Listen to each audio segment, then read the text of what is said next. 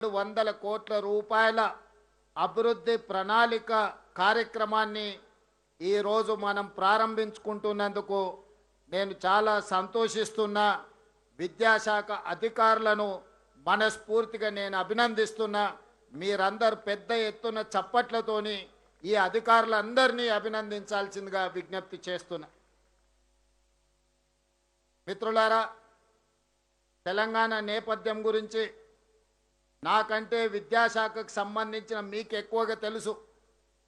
ఆనాడు ఉమ్మడి రాష్ట్రంలో తెలంగాణ ప్రాంతం గురవుతున్న వివక్షను గుర్తించి 69 తొలి తెలంగాణ ఉద్యమం కావచ్చు, లేదా 2009 మళ్ళీ తెలంగాణ ఉద్యమంలో కావచ్చు, కాకతీయ ఉస్మానియా యూనివర్సిటీలు, వివిధ జిల్లాలలో ఉన్న యూనివర్సిటీలతో పాటు కళాశాలలు, విద్యార్థులు ఉవ్వెత్తున తెలంగాణ ఉద్యమాన్ని ముందుకు ఉరికించిండ్రు. కాబట్టి ఈనాడు తెలంగాణ రాష్ట్ర కళ సాకారమైంది. ఆ నిజమైన తెలంగాణ రాష్ట్రంలో ఈరోజు మనం నిర్ణయాలు తీసుకోగలుగుతున్నాం. ఇవాళ విద్యార్థులారా,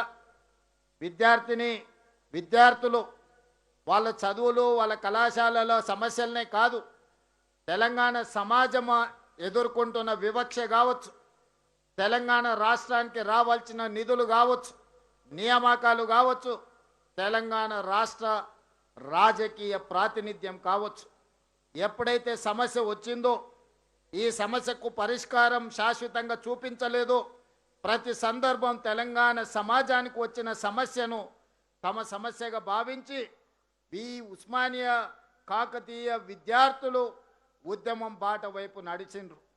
వాళ్ళ సామాజిక బాధ్యతను, వాళ్ళ యొక్క చైతన్యాన్ని ఈనాడు మనం గుర్తించి ఆయా యూనివర్సిటీల పునరుద్ధరణ చేయడమే కాకుండా అక్కడ అంతర్జాతీయ స్థాయి మౌలిక వసతులను ఏర్పాటు చెయ్యాలి అని మన ప్రభుత్వం కృత నిశ్చయంతో ఈరోజు కార్యక్రమాన్ని తీసుకొని ముందుకు వెళ్తుంది.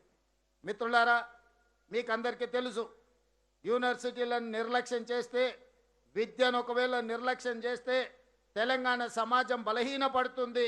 ప్రపంచ దేశాల ముందు మనము ఆర్థికంగా, సామాజికంగా వెనుకబాటుతనానికి లోనయ్యి చివరికి మనము అచేతనావస్థకి చేరుకునే పరిస్థితులు ఉన్నాయి.